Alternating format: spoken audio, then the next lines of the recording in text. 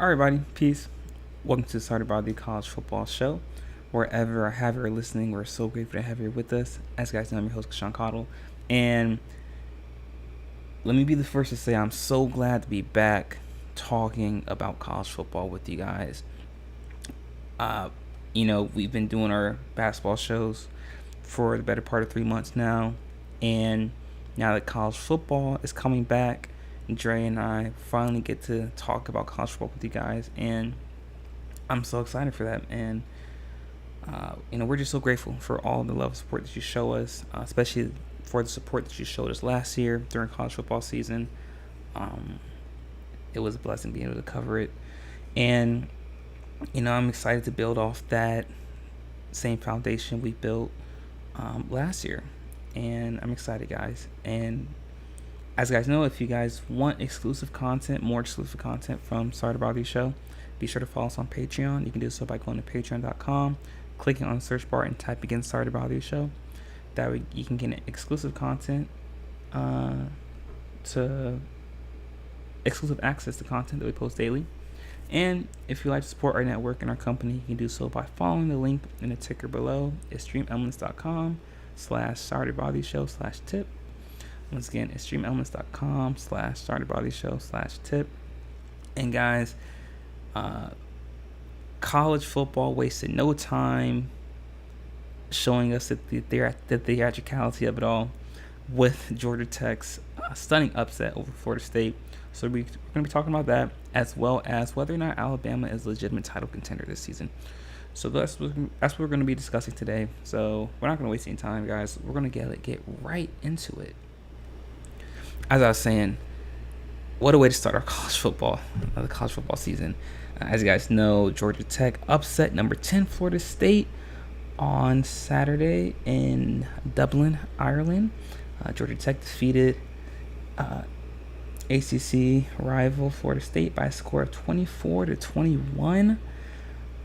Georgia Tech had an astounding performance defensively. They just completely prevented Florida State from getting into any sort of rhythm on the offensive end.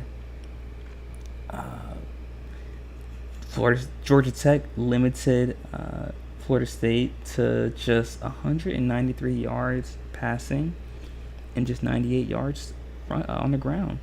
And watching the game, you could tell from the first snap that Georgia Tech was an extremely physical team, perhaps even more physical than Florida State. What Georgia Tech did a great job of was their interior pressure, bringing pressure from the interior linemen. So that means bringing in that Mike or that Will linebacker on the inside, as opposed to blitzing from the outside. They did a great job creating interior pressure on Florida State, which prevented DJ Ugale from having time in the pocket. And you could tell that Florida State was not prepared for that level of physicality and for Georgia Tech's pressure on the defensive end. And Georgia Tech did a great job in their man coverage, in their man press. Florida State was able to beat Georgia Tech a couple times with the deep ball because of this man coverage. We're going to give those plays sometimes.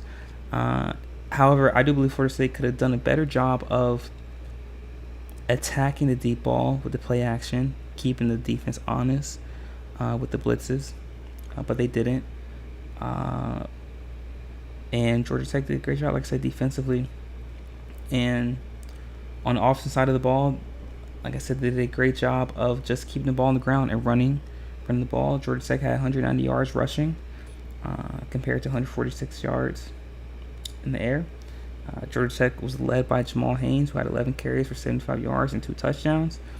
Jamal Haynes is an extremely physical runner. He reminds me of a modern-day Brian Westbrook in the way he plays, and his physicality, but also his ability to be a threat in the passing game out in the flats. And too often times, Florida State would have missed tackles, and that would lead to, extra yards on the play for Georgia Tech. And you get 4 or 5 plays like that where you have missed tackles, it adds up. And that's what happened with Georgia Tech. And Georgia Tech did a great job of running the ball on the outside, getting outside the tackles, a lot of zone reads, a lot of counters, and even a couple of draw plays. Georgia Tech was really able to get wherever they wanted to on the offensive side of the ball. The only thing that killed them was the turnovers. Georgia Tech, or this game would have been as close as it was. Their starting quarterback Haynes King had two fumbles, though neither of them were lost. But stuff like that can throw off the momentum of a team. And Georgia Tech showed us that Florida State is not who we thought they were. And with the transfer that came in for Florida State, especially on the offense side of the ball, like I said, with DJ Ugala and Wardell Williams, running back from Alabama, who had 12 carries, 38 yards. He had 1 touchdown. But like I said, he could never get into a rhythm. Same with Lawrence Tafili, who had 8 carries, 32 yards, and a touchdown. So they can never get into a rhythm running the ball. And the one bright spot I will say for Florida State's offense was like I said, Tafili and Ja'Kai Douglas. Douglas had 4 receptions, 55 yards, and Tafili was a threat on the ground as well as in the air, but they could just never get into a rhythm. And what hurt Florida State, like I said, was their lack of physicality and their inability to stop the run. So what does this mean for Florida State moving forward? What does it mean for the ACC moving forward? This tells me that the ACC has the potential to be the weakest of the Power 5 conferences. But that's not saying much. I don't think anyone really expected any teams from the ACC to truly be that big of a threat in national title contention. But it just shows me also this disparity between conferences like the ACC and the SEC and the Big Ten. Even with the addition of Cal and SMU and Stanford,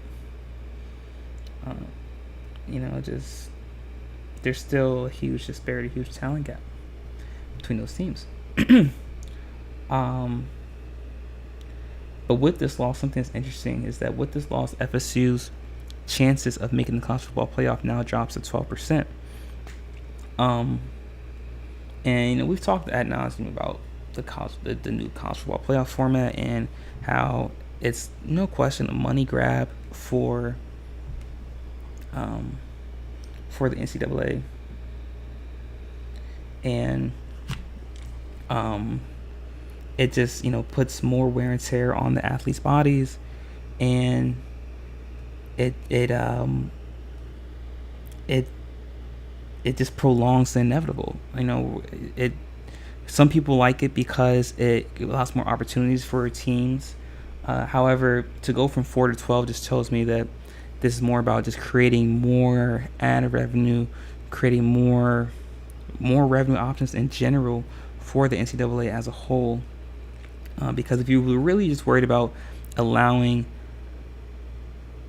more legitimate opportunities for legitimate teams, you would expand it from 4 to 6 or 8 at the most, but not to 12. Because now what happens is, like I said, you get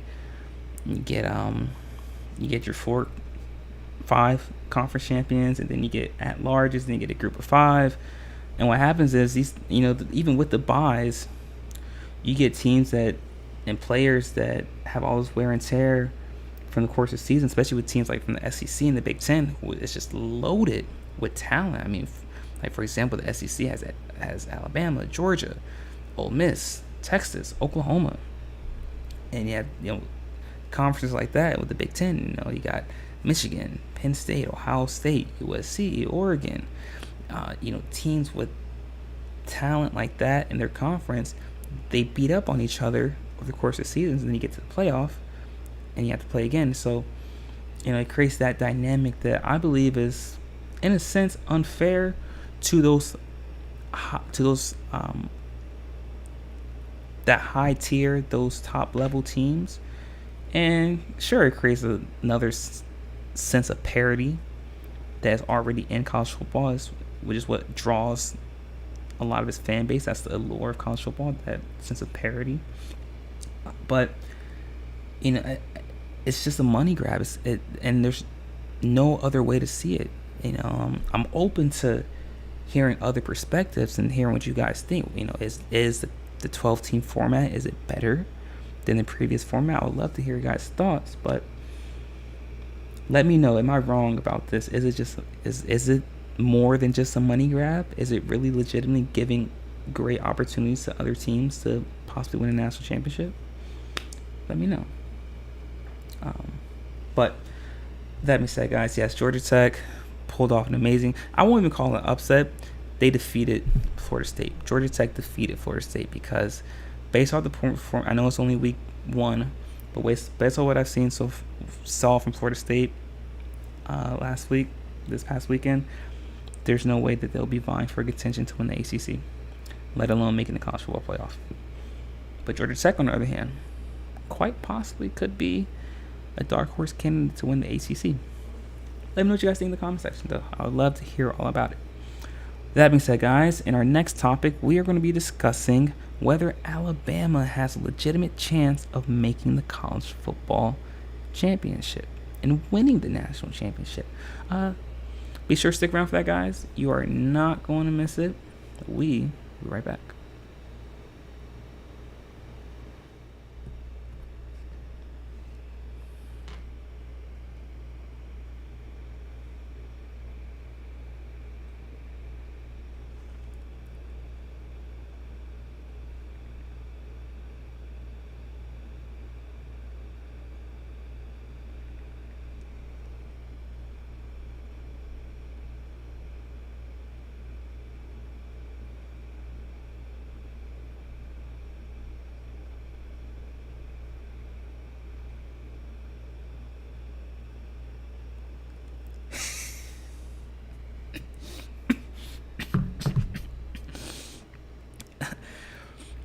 All right, everybody, welcome back. In case you missed our last segment, we discussed the performance between Georgia Tech and Florida State, and I'm laughing because our co-host, our other host, Dre Pennington, is already starting to hate with Alabama. But speaking of Alabama, in this segment, guys, we're going to be discussing whether Alabama is a legitimate title contender, and we're going to be previewing their matchup against Western Kentucky this weekend. So, guys, is Alabama a legitimate title contender? I believe this question needs some setting up. All right, so we have to remember that Alabama was coming off. I'm definitely a Bama hater. Yeah, on our Dre is our residential Alabama hater, but on Thursday on our live show on Instagram, Dre is going to provide all his insight on why I'm assuming, doesn't think Alabama is a legitimate title contender. But guys, we got to remember where Alabama is coming from and what they're coming off of last season. Last season, they had a historic run to the college football playoff. After everyone wrote them off after their loss to Texas, they went on to go undefeated in the regular season, defeat number 1 Georgia in the SEC championship game, and they lost a nail biter in overtime to eventual champion Michigan. And you can argue that was the actual title game based on how Alabama played Michigan compared to how Washington fared against them. Alabama then loses Nick Saban to retirement, and they go on to lose 17 players in the transfer portal. couple of those players being Roydell Williams, Caleb Downs. Sorry, not 17. Sorry, they lost 12 players in the portal. They also lost a couple players to the draft, i.e.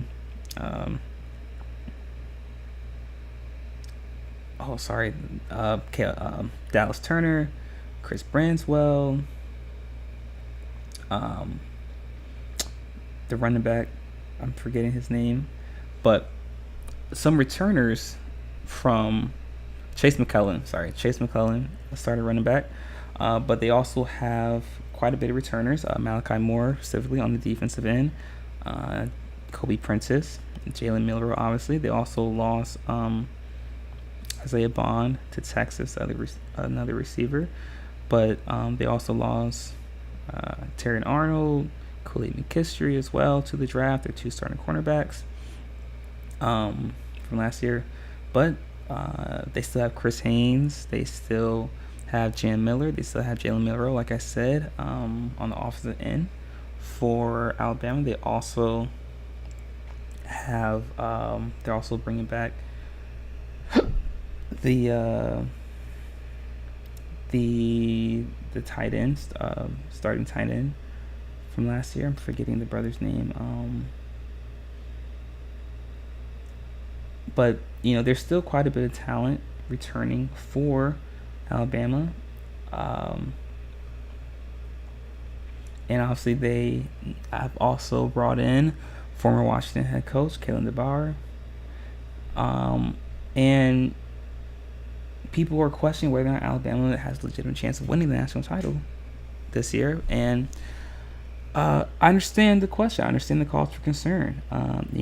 There's a change of the regime. There are questions of whether Kalen DeBoer can transition from the Pac-12 to the best conference in football, the SEC. And there's a question of whether they can handle the rough and rugged schedule of the SEC now with the additions of Texas and Oklahoma. And seeing that Alabama has to play not only Georgia, but also Texas and Oklahoma and Ole Miss and Auburn all in just the regular season, there's a lot of cause for concern. However, we have to understand something about Alabama, that what Nick Saban has implemented, what he has planned to enter Alabama, is something that won't be able to be uprooted just within one season. There's a level of standard and performance that Alabama's used to, and there are enough players within that organization, within that program still, that were recruited by Nick Saban, that were under that Nick Saban regime and that Nick Saban accountability culture. And based on what I've heard so far from my sources, there's not that much of a difference in terms of accountability for the culture between Kalen DeBoer and Nick Saban. And that's the big thing, especially with these college programs, is the level of accountability and the culture. It's something we talk about consistently, is that specifically for college programs, there has to be at least a 4 to 5 year window when a head coach comes into a new program to establish a culture and to bring in new recruits and to bring in his players. Obviously, NIL has affected that sort of time frame, the window, because now there's the transfer portal, and like I said, it's a little easier to bring in new players because of NIL. But for just a general benchmark, 4 to 5 years is around the time frame. And there are exceptions to that rule. The exceptions are if you have that team, that program already has high level talent, i.e. like Alabama. And will there be a little bit of a transitional curve for Alabama? Yes, but I don't think it'll be to the point where, one, they're not making the playoff, and two, they're not a legitimate title contender. I believe that Alabama is a legitimate title contender because whenever you're one of the top teams in SEC, you always have a legitimate chance of winning the national championship because it's the SEC, and people will honor and respect your strength of schedule. And sometimes that alone is enough to get you into the college football playoff. So the question then becomes, where does Alabama rank? Are they a top 4 team, or are they a top 10 team? Where does that rank? I do believe Alabama has a legitimate chance of being a top 4 team, but that that obviously entails that they will have to win the SEC. And will it be a difficult path for Alabama to win the SEC? I do believe so. But I believe it will be a difficult path for Georgia. I believe it would be a difficult path for Texas to win SEC, just because there's so much talent in the SEC. It will be difficult for any team to win SEC. But I believe that Alabama, especially under Kalen DeBoer, when they start to hit their stride, when they start to find their rhythm at the right time in the season, to me, it won't matter if they have a bye or 2 byes in the college football playoff. It won't matter, because they'll be playing at such a high level of intensity and such a rhythm. It won't matter who they're going up against. They'll still be able to perform well. The only thing that Alabama will have to worry about, just like any other team, is injury and health, and that remains to be seen.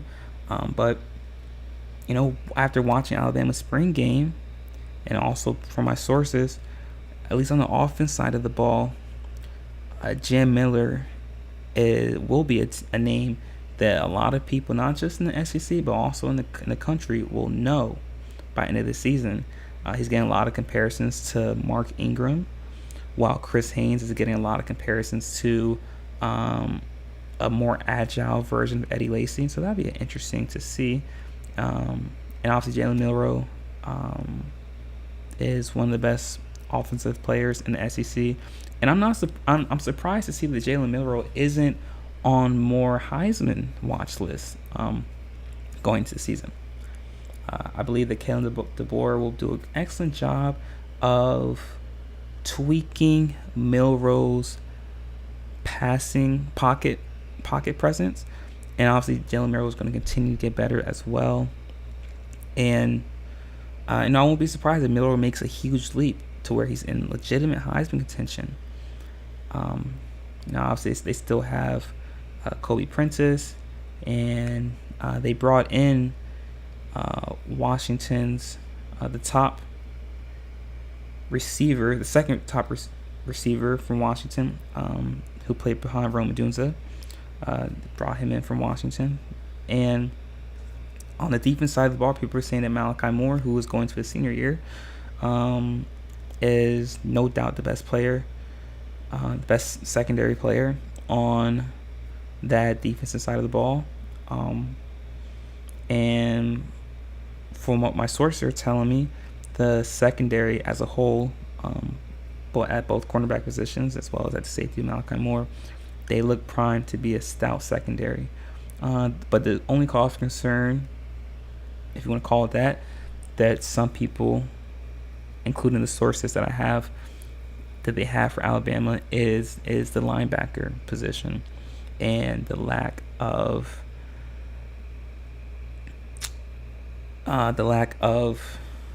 experience there, especially with them losing, like I said, Dallas Turner and Chris Braswell. But is Alabama a legitimate title contender? Yes, I believe they are. And I believe that their first real test obviously will be against Georgia. And I think a lot of people are going to be surprised by the outcome of that game. But we'll see. We're going to see come this Saturday against Western Kentucky the first glimpse of the Kalen DeBoer era in Alabama. And speaking of the first glimpse of that, what is the preview? What are we expecting to see in that game? Obviously Alabama has a 97.4% chance of winning that game. Obviously the game's in Tuscaloosa. Over under is currently at 59.5, and the line has Alabama minus 31. So obviously, we're not expecting it to be a close game, but we are expecting to see perhaps a shell, or perhaps, like I said, a preview of what Alabama will be doing well or what they intend to do well this season. So I expect in this game for Alabama to try to get Milroe into a rhythm early. I expect for them to get him a lot of quick passes, maybe a couple crossing routes or quick slants, or perhaps even a couple of out routes, or just quick action, quick plays to get him to a rhythm early in the passing game. And I expect a lot of interior runs for Alabama. Expect a lot of dives out of the pistol. If you do see inside runs, it'll most likely be zones, so a lot of cutbacks. But I expect more interior running this game.